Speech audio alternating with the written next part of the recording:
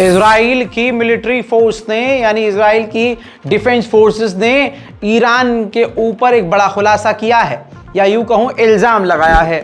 आपको बता दूं कि यूरोपियन मीडिया और इजरायली मीडिया के अंदर ये बात घूम गई है कि इजराइल के फोर्सेस ने कहा है कि हम पर हमला करने के लिए हुक्म यानी आदेश ईरान ने हिजबुल्लाह को दिया है, जिसकी वजह से हिजबुल्लाह लगातार हम पर हमला कर रहे हैं और बॉर्डर के इलाकों और इजराइल के टेरिटरी में घुस कर हमारा नुकसान कर रहे हैं और लगातार हम पर मोर्टार और तोप दाग रहे हैं।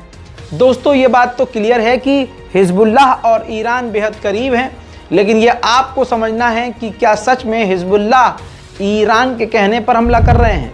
देखिए, अब आपको मैप के जरिए मैं दिखाना चाहूँगा कि लोग किस तरफ से किस तरफ भाग रहे हैं। देख लिए दोस्तों, ये जो गाज़ा है, ऊपर से नीचे की तरफ लोग आ रहे हैं, खान यूनिस की तरफ, रफा की तरफ। लगभग आधे से ज़्यादा लोग उधर से निकल कर इधर आ चुके हैं। लेकिन इस मैप के दिखाने का सिर्फ मकसद ये है कि जो आम जनता है वो समझ पाए कि गाज़ा दिखता कैसा है, गाज़ा का मैप कैसा है, हमला किस तरफ हो रहा है। लेकिन हकीकत ये भी है कि जब लोग उधर से नीचे की तरफ जा रहे हैं, दूसरे इलाके की तरफ, तो बता दूं रास्ते पर लोगों को निशाना बना रहा है इजराइल। इजराइल पर भरोसा करना अपने पैर पर कुल्हाड़ी मारने जैसी बात साबित हो रही है। उधर जर्मनी ने ईरान को वार्न किया है कि आप इस कॉन्फ्लिक्ट को यानी इस जंग को और ज़्यादा ना बढ़ाएं, क्योंकि अभी 3 दिन पहले मैंने यही बात खुद पर्सनल लेवल पर उठाई थी कि ईरान अगर इन्वॉल्व नहीं है, जैसा ईरान कह रहा है, तो ईरान के विदेश मंत्री ने अचानक भारी मात्रा में यात्रा कैसे करी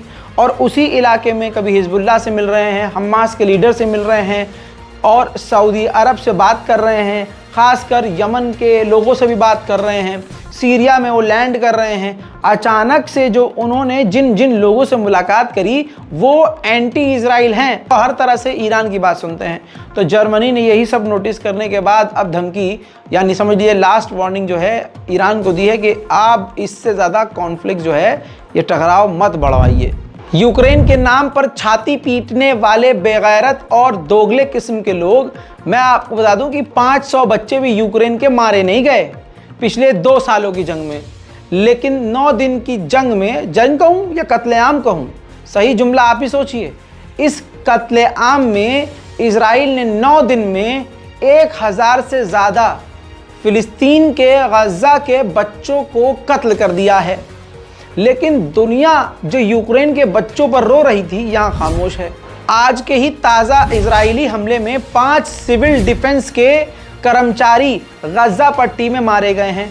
कौन बच रहा है? पत्रकार मारे जा रहे हैं, डॉक्टर मारे जा रहे हैं, मेडिकल स्टाफ मारा जा रहा है, सिविल डिफेंस फोर्सेस के लोग मारे जा रहे हैं, जो ह्यूमैनिटेरियन एड चलाते हैं वो मारे जा रहे हैं, जो बचाव राहत बचाव कार्य करते हैं वो मतलब इजराइल किसी को नहीं छोड़ रहा है। अब गाज़ा की मिनिस्ट्री की तरफ से भी बताया गया है कि अभी भी 1000 लोगों की बॉडी लाशें जो हैं मलबों के नीचे दबी हुई हैं। वाह अकबर, सोच के देखिए, जैसा मैंने कल बताया था कि लोगों को गड्ढा करके लोगों की लाशों को एक साथ दफना दिया जा रहा है, एक साथ, जैसे करबला में हुआ था कि जब इमाम हुसैन के सब अज़ो अकारिब शहीद हो गए थे, तो अब इमाम हुसैन में इतनी ताकत नहीं थी कि वो सबकी अलग अलग कब्र बना सकें, तो एक खंदक खोदकर, बड़ा सा गड्ढा खोदकर शहीद करबला का, जितने भी करबला के शहीद थे ज़्यादातर सभी के बॉडीज़ को एक ही जगह डालकर वहाँ दफना दिया था, कब्र बना दी थी, जिसे उर्दू ज़बान में गंज शहीदा कहते हैं। आज गाज़ा में वही सब नज़र आ रहा है। आप 3 दिन भूखे प्यासे रहिए, चौथे दिन आपके अंदर देखता हूँ कितनी ताकत रहेगी। सोचिए, ताकत जिस्म में नहीं है, दिल दिमाग काम नहीं कर रहा है, रो रो के आंसू सूख चुके हैं, रो रो कर चीख चीख कर गला बैठ चुका है, कहीं से भी कहीं भी बमबारी हो रही है, किधर से भी गोली आ रही है, किधर से भी धमाका हो रहा है। ऐसे में 9 दिन बीत चुके हैं। अब लोग क्या कर रहे हैं? कितनी लाशें उठाएंगे गाज़ा के लोग? आखिरकार वही करबला दोबारा रिपीट हो रही है।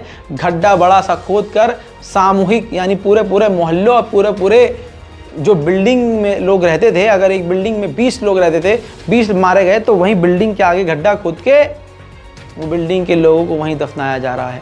ये गाज़ा के ताज़ा हालात हैं। मेरे दोस्तों 2750 गाज़ा फिलिस्तीन के लोगों की शहादत हो चुकी है और 10,000 से ज़्यादा गाज़ा के लोग बुरी तरह से घायल हैं और ये दोनों आंकड़े लगातार बढ़ते जा रहे हैं मेरे दोस्तों। अब ताज़ा जानकारी ये भी है कि 199 यहूदी कैदी अभी हमास की गिरफ्त में हैं। उधर इजराइल ने खौफनाक फैसला सुना दिया है। इजराइल ने कहा है कि गाज़ा कोई मदद नहीं पहुंचेगी, कोई सीज़फायर नहीं होगा, कोई अग्रीमेंट नहीं होगा जब तक हमास विदेशी लोगों को वहां से गाज़ा से इजिप्ट के रास्ते से बाहर निकलने नहीं देगा। उधर दोस्तों मूसाद इजराइल की खुफिया एजेंसी वो भी कतर के खिलाफ हो गई है। उसकी मांग यह है कि इजराइल में जो कतर का न्यूज़ चैनल है अल जजीरा उसको बंद कर देना चाहिए, बैन कर देना चाहिए। वो भी इसलिए आप जानते हैं कि वाहिद एक अल जजीरा इंटरनेशनल लेवल का ऐसा चैनल है जो इजराइल के प्रोपेगेंडा और झूठ को लगातार क्रैक कर रहा है, नंगा कर रहा है।